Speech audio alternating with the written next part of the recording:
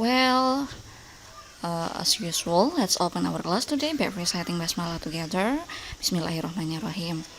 Baik, sekarang kita akan lanjutkan materi kita yang sebelumnya yang Miss kasih lewat tugas untuk mencari kata kerja beraturan dan kata kerja tidak beraturan atau regular dan irregular verb.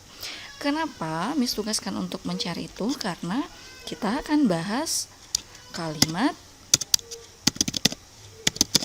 verbal simple past. Oke.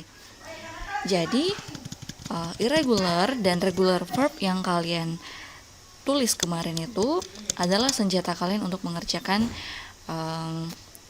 tugas berikutnya. Well, bicara soal kalimat verbal simple past tense, ada hal yang perlu kita ketahui sebelum melaju ke formulanya, yaitu apa saja itu? Kita penting untuk mengetahui fungsi dari past tense itu sendiri. Lalu kemudian selain fungsi kita harus tahu time signalnya dan baru ke formulanya. Well, kita mulai dari fungsinya ya. Fungsinya itu adalah untuk mengungkapkan kalimat lampau atau kalimat yang telah terjadi atau bahasa kerennya masa lalu. Nah, ini diungkapkan dengan kalimat past tense. Sesuatu yang sudah terjadi kemarin, 2 hari yang lalu, atau 1 menit yang lalu, itu juga bisa diungkapkan dengan kalimat past tense. Ini fungsinya. Next, kita melaju ke time signalnya. Time signalnya itu kalian bisa gunakan yesterday.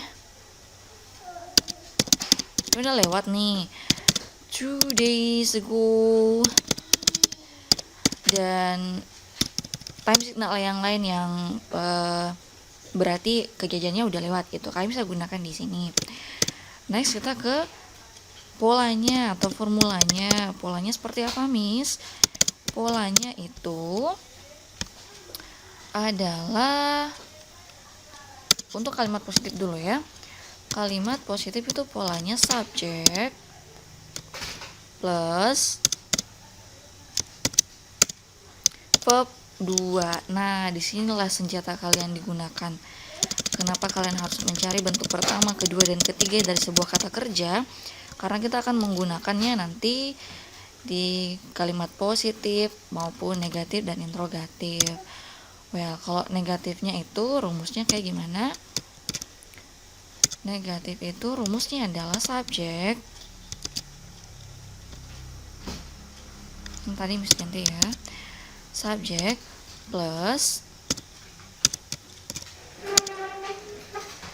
subjek plus did plus not plus verb 1. Nah, fokus ya di sini. Kalimat negatifnya udah berubah jadi verb 1. Jadi kita nggak pakai verb kedua lagi kalau mengungkapkan kalimat negatif dalam bentuk past tense. Kalau gimana kalau interrogatif, Miss? Kalau interrogatifnya subjek plus seperti biasa kita ubah ya, kita balik. Did dulu, baru subjek, baru kemudian verb 1, like that. So simple. Kita masuk ke contoh kalimat ya.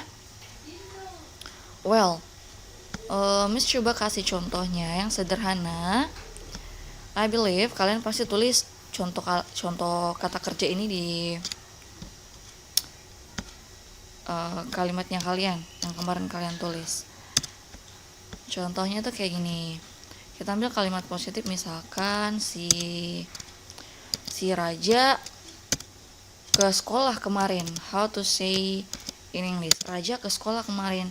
Kita ikut polanya ya, subjek verb 2. Berarti Raja verb 2 apa? Verb 2-nya pergi. Bukan go tuh. Go verb keduanya berarti went. Raja went to school yesterday. Nah, kita pakai yesterday ya time signalnya. Raja went to school yesterday. Gimana kalau negatifnya, Miss? Kalau negatifnya kembali ikut pola. Berarti Raja did not atau didn't bisa ya disingkat. Did not. Kita kembali ke verb 1. Did not go to school yesterday. Jadi Raja nggak ke sekolah kemarin. Gini nih. Raja did not go to school yesterday. Fokus ke verbnya ya. Ini udah kembali ke verb pertama, go.